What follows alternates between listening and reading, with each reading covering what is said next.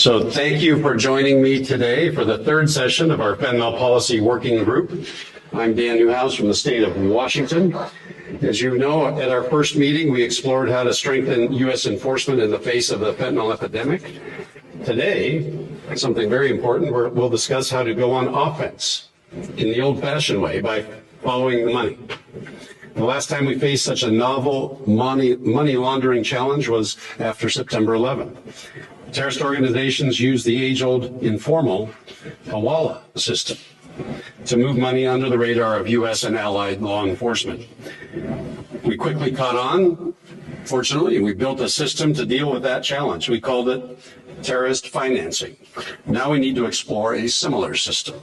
Chinese money launderers have taken terrorist money laundering playbook and digitized it. They use modern technologies, messaging and payment apps, e-commerce sites, digital assets, and the opaque nature of the Chinese banking system to move large sums of money and facilitate trade-based money laundering with impunity. This system largely evades the formal banking system in the United States and in Mexico and elsewhere, making it particularly difficult to counter with traditional anti-money laundering tools. But you should make no mistake, the CCP financing system runs right through Chinese banks, and the CCP knows all about it. Retired Admiral Craig Fowler, the former head of the U.S. Southern Command, has warned that the Chinese government is at least tacitly supporting money laundering. I'd probably go one step further. The illicit financing of the fentanyl trade is state-sponsored by the PRC. Xi Jinping, as the Select Committee detailed in its investigation, has doubled down on the PRC's alliance with transnational Chinese criminal organizations. Chinese state actors protect these organizations from U.S. prosecution, and CCP elites even use the CCP threat financing network to enrich themselves. Probably not a surprise.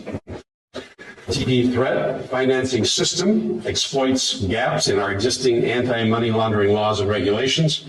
We must take aggressive steps to fill those gaps by, and here's 3 examples of how we could accomplish that. Number 1, ensuring that all PRC-based applications used to launder fentanyl proceeds, such as WeChat Pay, register as money service businesses.